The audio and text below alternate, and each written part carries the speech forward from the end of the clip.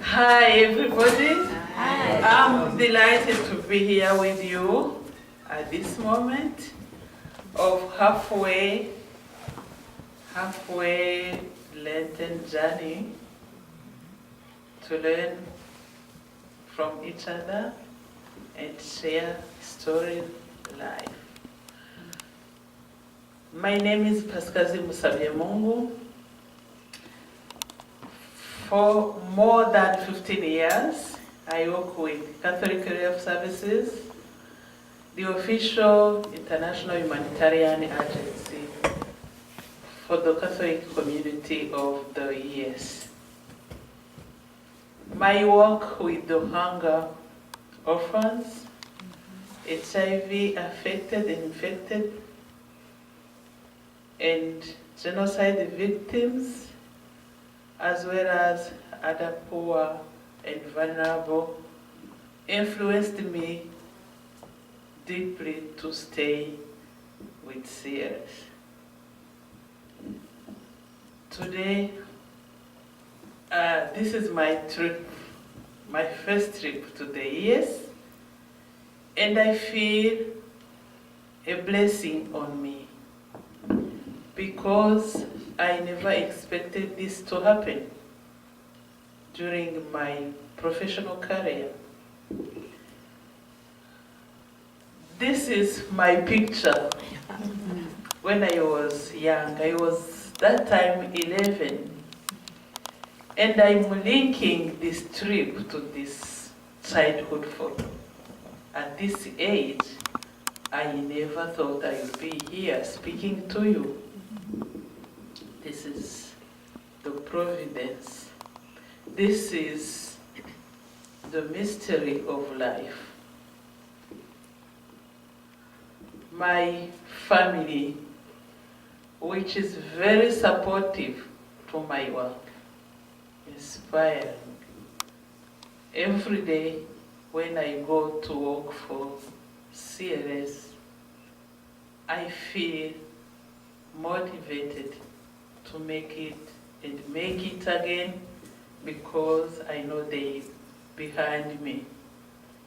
Today I feel more motivated to be face to face with you because I know the work I do for Catholic Relief Services would not be the way it is now without your great support behind us. I'm here to tell you that. The main purpose of my trip includes that through the stories I'm going to share with you.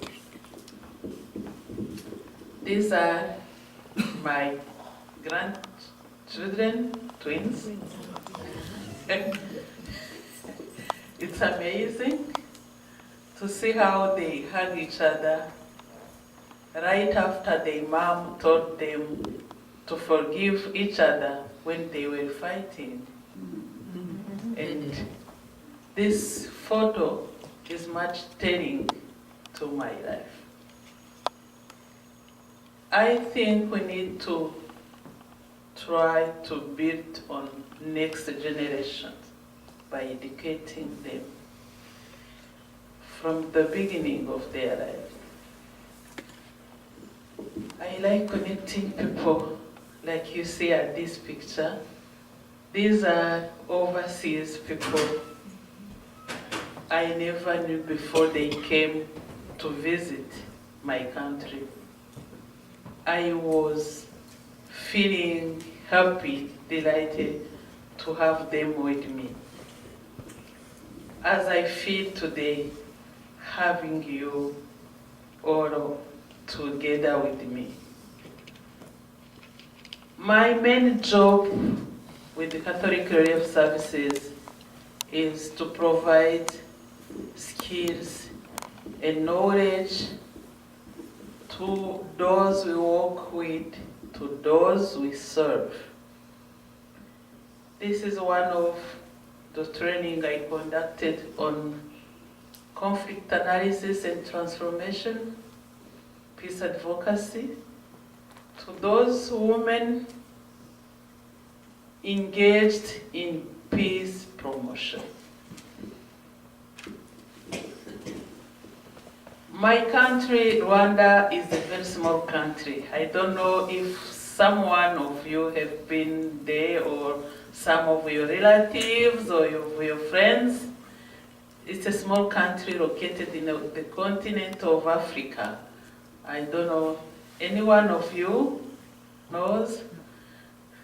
Wow. Please tell us more. Well, I'm an African history professor, so I study and teach about Rwanda, and my daughter now has a friend whose mother is from Rwanda, so we have spent more time, and also when I was studying to get my PhD, I had several friends from Rwanda. So Great. Have you ever been there? I have never been there, only to West Africa. But you know much about Rwanda, I guess. Thank you for sharing. Rwanda is a very small country, located in Africa, in Central Africa. Very small, about the size of Maryland. You may realize how small it is. However, it's the most densely populated in Africa. Not only that, this country is the most cleanest country in Africa. And it has some landscape of 1,000 hills, like this one, as well as such beautiful national parks of zebra, giraffes, gorillas. Please come once to visit. We will host you. The country of Rwanda is a country of people with great hospitality. Also, for us Catholics, this is the only African country where Our Lady, Mary, the Virgin, appeared in the 1989. So the Holy Land of Kibeho can just attract you. You can come in a delegation and visit. As we used to host other overseas delegation coming to visit this Holy Land of Kibeho. The main cash crop in our country is coffee and tea, through which jobless had the opportunity to get a job to survive. We also have this kind of opportunity of making handicrafts to those who have no access to land, so they can make their life in the right way. Back to Catholic Relief Services Rwanda, we work together with Catholic Church in implementing this project. The big one is about nutrition and health. And we do target pregnant and lactating women in order to ensure children are growing healthy from the pregnancy. We carry out this program with main 4 interventions of teaching the mothers how to prepare a balanced diet through cooking demonstration, and through training them on how they can transform some grain into juice or milk. Like when mothers themselves can transform soy grain into soy milk to feed their children, or transform carrots into nutrient juice and give it to their children. That's one component. The second component is to teach them how to do monitoring, growth monitoring to their children. Catholic Relief Services equip them with basic knowledge and basic tools to do it, so they meet on a regular basis at community level to do it in a group. When they realize one child is still under malnourished, they refer him to the nearest hospital or health facility. The second component is when we train them on how to grow food and some vegetables on a small plot of land, so they can yield much production, consume what is available for them, and sell the extra at markets to earn income. With this money, they can access other needs or other social needs. We have also a fourth component is to group them in a group and educate them on saving. Saving is crucial in our country because we never been educated on saving, because we do not have something to save either. So by changing lives of the poor, we try to educate them that though we remain poor, we have some occasions to get more than usual. We train them on how they can form groups during this time of meeting. They can put money together aside, and on a regular basis, like on a monthly basis, after 1 year, they meet again to count properly and to share, and they decide then who is most vulnerable among us. This is not only to increase income, but also working in solidarity, helping each other. In that case, like 5 or 6 or 7 people identified as most vulnerable among the vulnerable are allowed a certain loan with a very low interest to achieve whatever kind of assets they need. So that's 4 ways to improve health and increase income to those are most vulnerable. With peace building, Catholic Relief Services, in collaboration with Catholic Church Commissions, Justice and Peace Commission, we've been implementing 2 projects. One was focused on healing trauma and reconciliation. I would like you back to this picture. This picture is a telling picture for us who were in the country. This is a massive refugee fleeing out of the country during the 1994 genocide.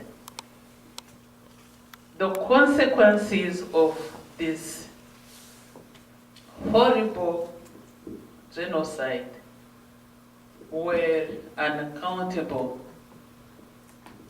Infrastructures destroyed, human lives lost, millions of Tutsi and moderate Hutu lost. asset and all other assets, even the country was not prepared to have in place basic laws to do justice. So through our court, we call Gacaca Traditional Court, Rwandan people were able to go through a hard journey of reconciliation following the Rwandan government priority of bringing together people, and Catholic Relief Services had played a key role to accompany the two groups of perpetrators and genocide victims to get reconciled. Its contribution consisted of working together with Justice and Peace Commission and accompanying those who were willing to reconcile, and then sit together with them, listen to them, to those who were willing to show they are guilty and to recognize they feel guilty and they ask for forgiveness, were allowed to go before genocide victims and publicly ask for forgiveness. In case the victim refused to forgive, he or she was also accompanied to heal trauma and slowly but slowly accepted to forgive. You may understand that it's a hard journey, it's a very difficult situation in which people went through. But after a long journey of reconciliation, we have a very good rate of reconciliation cases. Perpetrators' families and genocide victim families mostly are really living together now. We're able to forgive each other. One powerful story I would like to share with you is behind these pictures.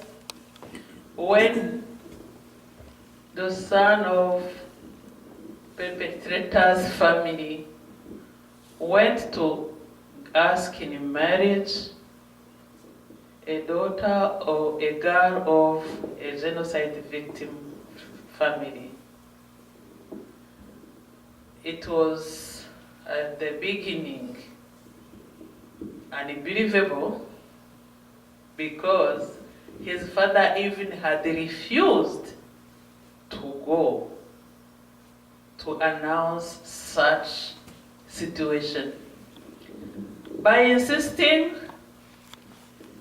his son insisted, and his father finished by going to introduce this kind of request. But before he went, he told his son, I'm going because we insist, but I do recognize that we do not deserve such treatment. We've been forgiven, and I feel this is enough for us. I didn't want to move forward, but I'm going because you insist. At his arrival, he was surprised to find the mother of this girl ready, aware of this kind of willing. when he introduced the fact, the mother of this girl said, "Ah, yeah, I'm aware. I'm aware they are in love. And I cannot deny my forgiveness. I already forgave. I bless their marriage. They can move forward and get married. I need to build our next generation. I don't need to continue these ethnic divisions through my generation." So she blessed their wedding, and now they have a child of 2 years. They live together, grandmother, grandpa, and this is the fruit of this reconciliation journey. So I truly wanted to share this powerful story with you during this year of mercy. It's a hard journey, but also we need to remember how we always ask God to have mercy on us in every matters. So if you were there, how could you ever forgive such horrors, terrible horrors? So this is the lesson of my visit. I would like to share with you. Myself couldn't believe in this if I would not maybe have went through all this process and witnessed our progresses with so many other stories similar to this. So I need to just take a few seconds to reflect on that. Next. Catholic Radio Services has been taught by the 1994 genocide, which took place in Rwanda, because it is since then it is started implementing peace-building projects. The lesson learned was that all kind of good work did before was lost, destroyed. This turning point brought Catholic Relief Services together with Catholic Church in reflecting deeply how to integrate peace building in all what we do every day. In Rwanda, Catholic Relief Services is busy implementing a peace building cross-border project targeting women doing cross-border trade. And the main purpose of this project is to reduce existing fear, mistrust, preconception, and rumors between the community of the Great Lakes region, which are precisely Burundi, Rwanda, and Democratic Republic of Congo. This project is a pilot project which targets only 60 women from 2 dioceses of Democratic Republic of Congo, which are Uvira and Bukavu. Also 1 diocese, Archdiocese of Bujumbura in Burundi, and 1 diocese in Rwanda, which is Kyangugu. And those women are trained on conflict analysis and conflict transformation, as well as on peace advocacy. So they are now proud of how they use these skills at market level, community level, in their family too. They have strong stories, strong testimonies on how they feel transformed by the way they intervene at household level to resolve conflicts between themselves and their husband, their children, in a non-violent manner. On how they are intervening at the community level to mediate cases of conflict between spouses, between neighbors, on how their peers at market are now recognizing them as mediators. So they really actively act as mediators at market. Moreover, we happen to skill them on doing businesses. Now they feel more proud of their income. Though they do small businesses, they feel they have an added value. The manner they behave, more clients now they have because now they are trusting in them. So we feel we need to expand this broadly and let them build a strong platform for peace advocacy in the Great Lakes region. Themselves express this willing of being a strong group because they feel there is a need and there is a great demand from neighboring communities where they from. Also, they think they are feeling more confident to go to regional bodies to ask them to solve conflicts in a non-violent manner. So this is a kind of training. You may see at this picture we have a woman Muslim. This is a non-discriminatory program like others Catholic Relief Services does.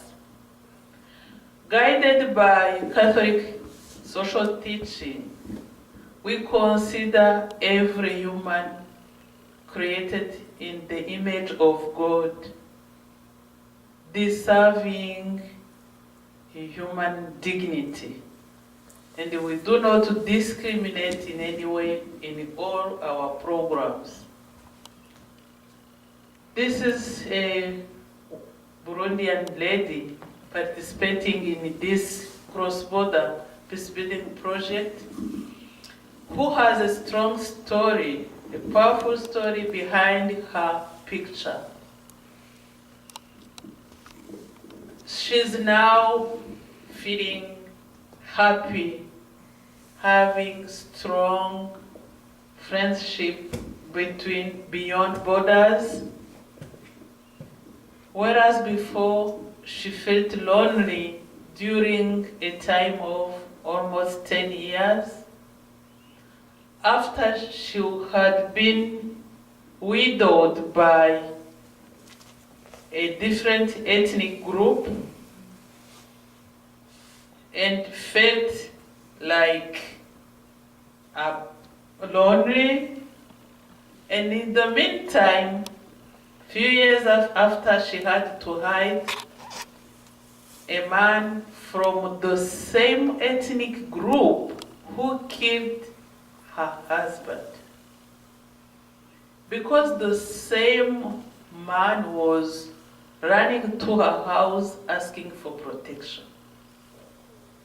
Her own ethnic group was about killing him to take the revenge. And that time, she was able to protect him and save his life. She called the police, and the police came just to take out the man and put him under their protection. In the meantime, her house was being destroyed by her relatives, her friends, her ethnic group, because he was not accepting to leave this man. You may understand how she felt disappointed after all happened to her. That's why she decided to live lonely with her two boys. Now they are young boys of 19 and 20. But when she shared this story, she said, I decided to stay alone because I no longer trusted in any ethnic group. It was a matter of individuals. It's a matter of heart. And now I feel, from all trainings I received, I feel healed. I no longer feel trauma. I no longer feel lonely. I have strong friendship beyond borders. They come to visit me, I go to visit them, we do businesses together. Our children are now friends, and I feel I have a family through this project. Do you understand how she has been transformed through this process of bringing people together, teaching them they are one people, one human family? So that's my second lesson for peace building beyond what we do. They are now living together and show up by organizing great event, regional event together, multicultural context, ethnic groups different,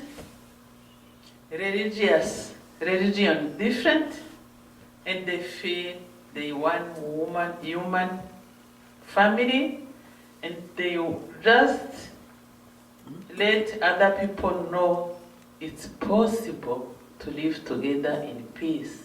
It's possible to work for peace.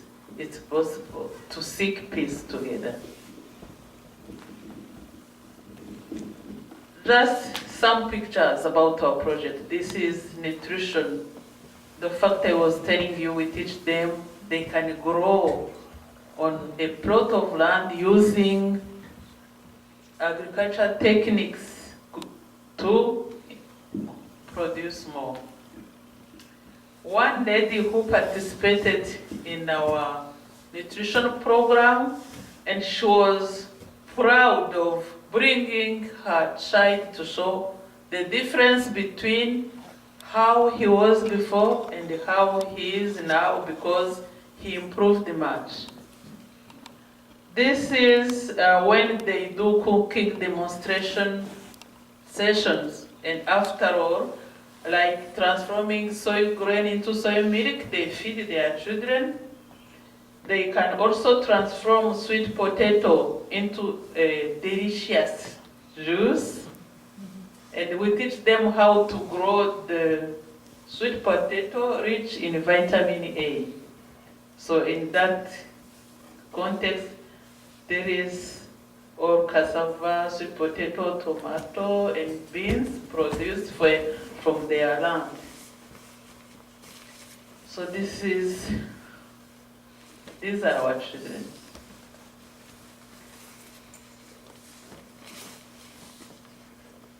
A family can have between 7, 10, 15 children. You may note that most of them are the poorest families. You may note the fact we educate them on how to prepare a balanced diet is that they used to feed them with only kind of meat like today it's sweet potatoes, tomorrow it will be cassava paste only, after tomorrow it will be beans, maybe this is the harvest season for beans. So that's how they used to do.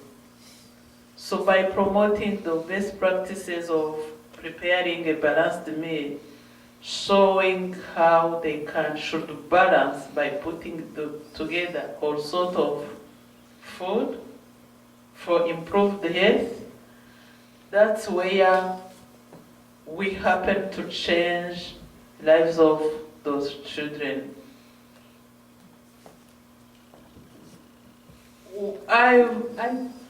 Previously I talked about an approach of teaching people how to save.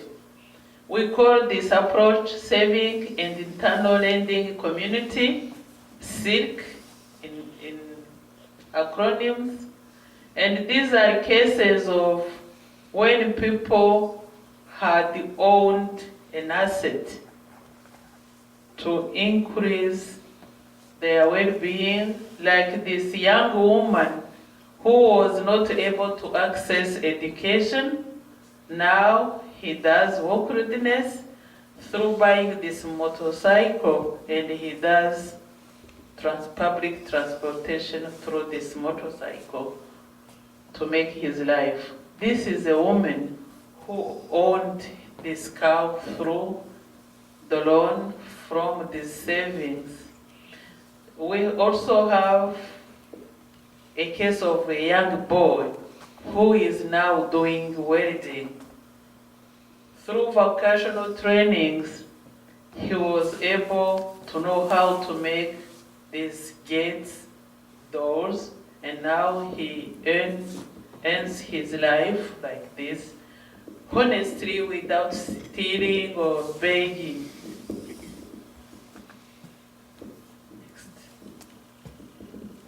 So, you may confirm me if Catholic Relief Services work does make a difference or not. From my stories, are you yes or no? Yes. Thank you very much. But I can repeat, without your great support, all these changes would not have happened. Thank you very much. God bless you.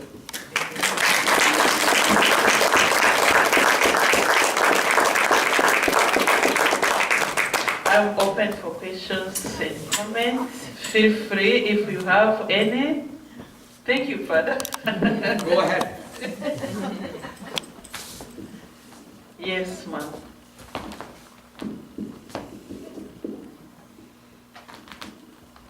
There are other countries that have also experienced terrible massacres and civil wars, but Rwanda is famous for being more open to trying to reconcile the former enemies.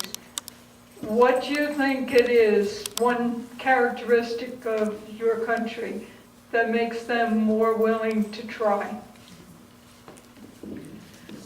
Thank you for the point. It's a difficult question. Maybe I would at first say enabling environment. We have a strong government committed. I can't tell you how much we improved. This is because the first bad experience was due to bad governance, political divisions. So I believe that we've been lucky to have such great commitment from Rwanda government.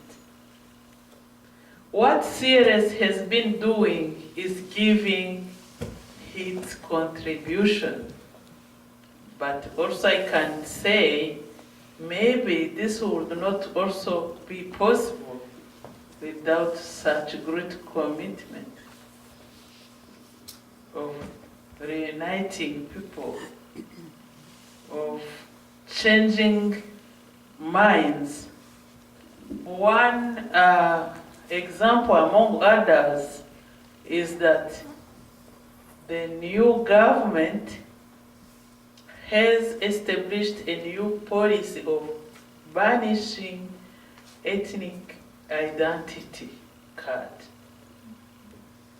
And therefore, we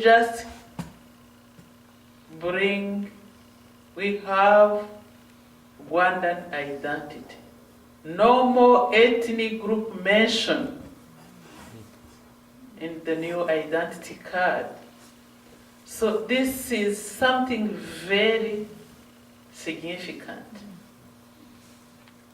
We also have this process put in place to reconcile people, referring to our tradition.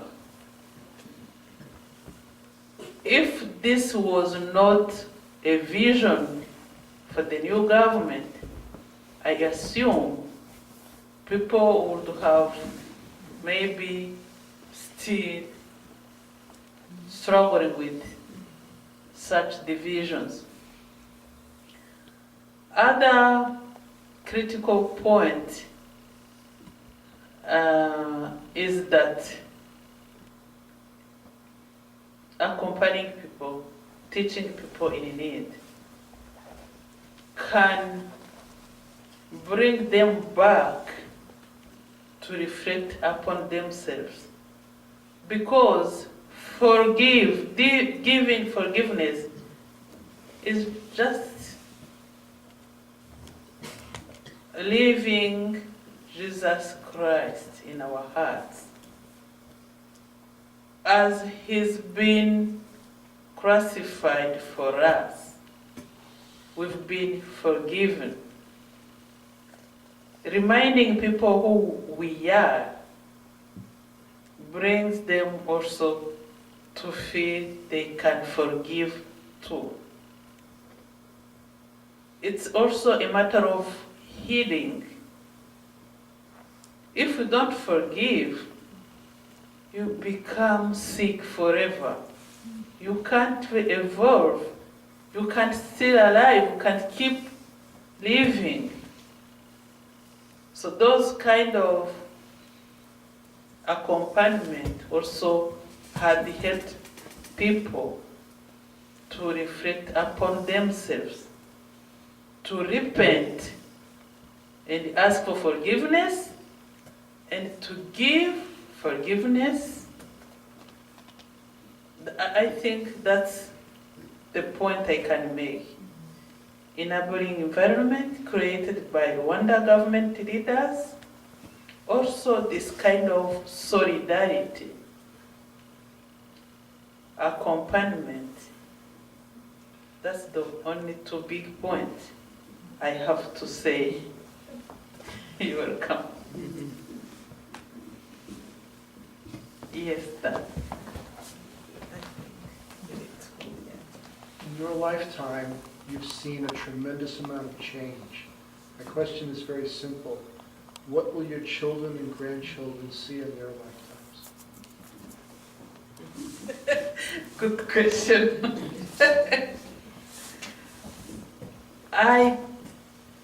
When we talk about ourselves, sometimes we even not realize what is most important to say, because we take this as a routine life.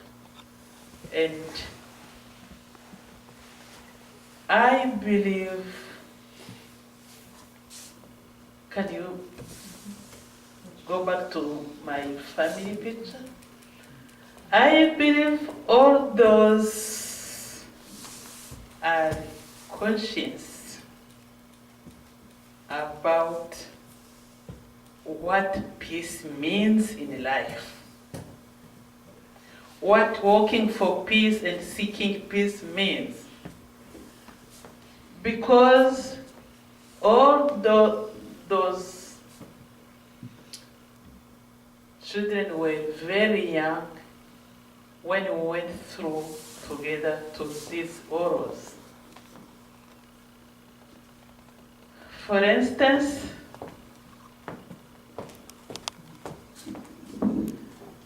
the one here was 50 days when the genocide in Rwanda took place. From that time until 3.5 months finished, she didn't get any drop of milk from my breast. I had no more because of being under trauma. I had no more drop to feed her. But sometimes we used to go and seek for watering and just put in her mouth, just to test if she's still alive. We were she was 2 at this time. I remember her cries, "Mom, I'm hungry, give me water, give me milk, give me porridge. Oh, Mom!" Until after a week, she stopped crying because she was feeling very weak. So others were about, so this is the firstborn. She was that time 14, and the second was about 11.5. What they did was different. The firstborn had been busy looking outside if she can find someone to ask for food. The second was under trauma, vomiting until she vomited blood. And she felt sick, and we let her sleep until even we didn't want to check if she's still alive. So from only those few, just few, like 0.00% of such sad experiences, I believe everyone feels peace is important in life. That's why I think they behave as they can to carry out peace in their heart and to give peace in all their attitudes and behaviors. I started by telling you they're very supportive. They're very supportive. I truly repeat you that. They just say, when I returned from the field, I used to share them some stories, and they sit just to listen about that and give some comment and feel how people can change minds positively, how lives of people can change. But all this can change because of other people care about them, because you are here to support our work in the field, because we feel motivated by your engagement to support those in need. That's the general comment I can give. I don't know if you have a proper answer of what you expected. It's a good answer, thank you. Thank you. Yes, please.